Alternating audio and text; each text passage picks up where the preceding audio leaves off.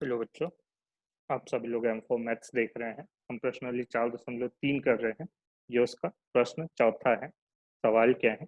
3 वर्ष पूर्व रहमान की आयु का व्युत्क्रम और अब से 5 वर्ष बाद आयु के व्युत्क्रम का योग 1/3 है, तो उसकी वर्तमान आयु ज्ञात कीजिए।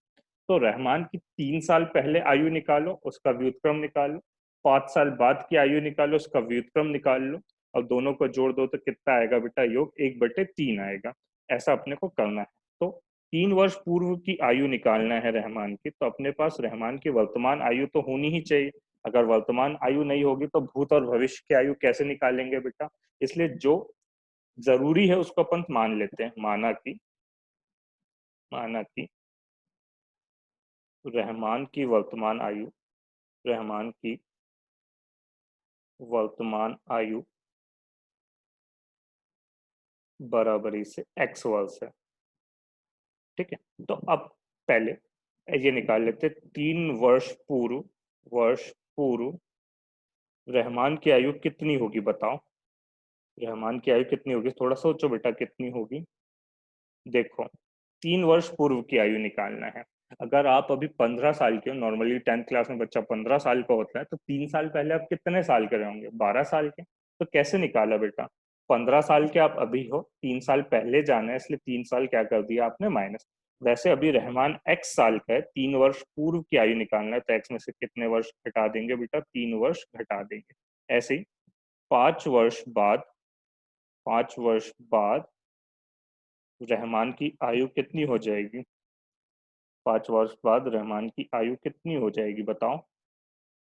अगर अभी आप 15 साल के हो, 5 साल बाद कितने साल के हो जाओगे? तो आप बोलोगे 20 साल के। कैसे किया आपने? 15 में 5 जोड़ दिया। वैसे ही अभी रहमान एक्स साल का है, 5 साल बाद की आयु निकालना है, तो एक्स प्लस 5 वर्ष हो जाएगा। ठीक है, तो एक्स प्लस 5 वर्ष का हो जाएगा। और कंडीशन क्या दी है? उसकी आयु के व्युत्क्रम का योग, आयु के व्युत्क्रम, व्युत्क्रम समझता है? चलो बता देता हूँ। आयु के व्युत्क्रम का योग 1/3 है। व्युत्क्रम मतलब बेटा, जैसे कभी 2 लिखा है, 2 का व्युत्क्रम क्या होगा? 2 का व्युत्क्रम 1/2 होगा। एक्स का व्युत्क्रम क्या होगा? 1/x। मतलब उस संख्या को 1 के बटे में लिख दो तो व्युत्क्रम मिल जाता है। इसी संख्या को 1 के बटे में लिख दो तो क्या मिल जाता है बेटा? उसका व्युत्क्रम मिल जाता है। तो 3 वर्ष पूर्व की आयु का व्युत्क्रम और 5 वर्ष बाद की आयु के व्युत्क्रम का योग कितना है? 1/3।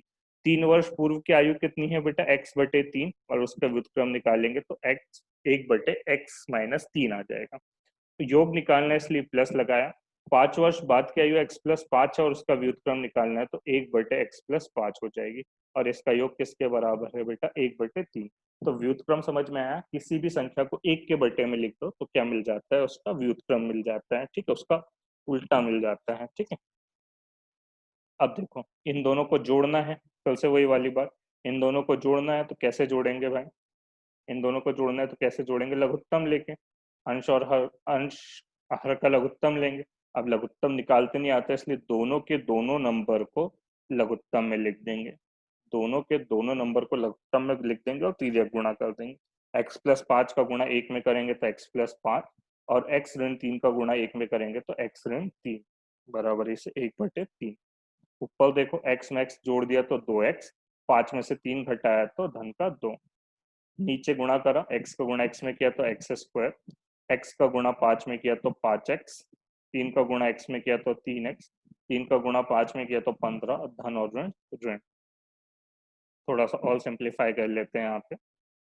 ये हो जाएगा 2x+2 अपॉन x²। 5x में से 3x गया तो 2x बचेगा, ऋण का 15 बराबर से 1/3। तिर्यक गुणा कर लिया तो 1 का गुणा इसमें किया x² में, तो x², 1 का गुणा 2x में किया तो 2x, 1 का गुणा 15 में किया तो 15, 3 का गुणा 2 में किया तो 6x, 3 का गुणा 2 में किया तो 3 दूनी 6। ठीक है, इन सब दोनों को उठा के इधर लेके आते तो x² + 2x ऋण 15, धन का 6x उठा के इधर लाया तो ऋण का 6, धन का 6 उठा के इधर लाया तो ऋण का 6। x², 2x में से 6x गया तो 4x बचा, बड़ी संख्या का चिन्ह ऋण है तो ऋण का 4x। ऋण 4 और ऋण 6 कितना हो जाएगा बेटा? ऋण 21 हो जाएगा। कितना हो जाएगा? ऋण 21। अब ऐसे दो नंबर सोचो जिनका गुणा करने पे 21 आए, जोड़ने या घटाने पे कितना है बेटा, 4। तो 21 कैसे आता है, 7 या 21। 21 कैसे आता है, 7 या 21। और 7 में से 3 घटा दूंगा तो कितना मिल जाएगा, 4। तो नंबर मिल गया, मध्य पद विखंडित हो गया। अब ऋण का चाल चाहिए तो बड़ी संख्या का चिन्ह ऋण रख देंगे और छोटी संख्या का चिन्ह धन रख देंगे। अगर धन का चाल चाहिए होता तो बड़ी संख्या का चिन्ह धन रखते और छोटी संख्या का चिन्ह ऋण रखते, क्योंकि बड़े में से छोटा घटाते हैं तो धन का चिन्ह मिलता है, बड़ी संख्या का चिन्ह मिलता है, सॉरी। तो 7 में से 3 घटाएंगे तो 4 मिलेगा, बड़ी संख्या का चिन्ह ऋण है तो ऋण का 4। अब ये इसकी जोड़ी बनाओ, इसकी जोड़ी बनाओ। तो यहाँ से जोड़ी में से x कॉमन निकल गया, बचा के x-7। देखो ब्रैकेट के अंदर x बचाना है, मतलब 3 बाहर लिख दिया और बाकी जैसा का वैसा लिख दिया, x-7। बाकी जैसा का वैसा, ब्रैकेट जैसा का वैसा लिख दिया।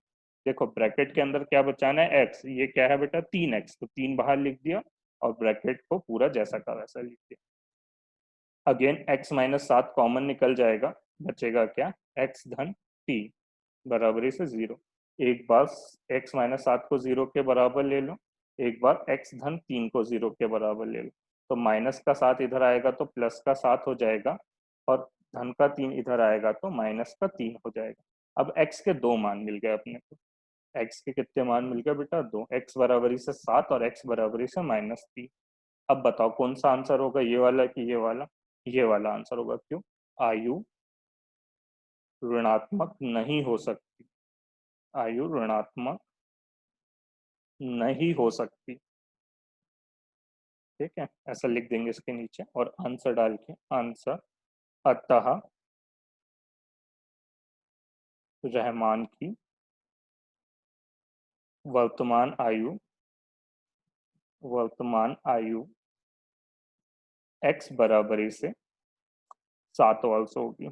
x बराबरी से कितने वर्ष होगी, 7 वर्ष होगी, ऐसा लिखेंगे। आयु ऋणात्मक नहीं हो सकती। कब आपने आपका कभी -1 बर्थडे मनाया है क्या, या -2 बर्थडे मनाया है क्या, नहीं। आप हमेशा पहला दूसरा तीसरा बर्थडे मनाते हो, है ना। तो ऋणात्मक नहीं होती आयु, ये बात ध्यान रखना। ठीक है, चलो अगर समझ में आया तो लाइक करो, अदरवाइज कमेंट करके बताओ कहाँ समझ में नहीं आया, मैं रिप्लाई करूंगा। मिलते हैं अगले क्वेश्चन।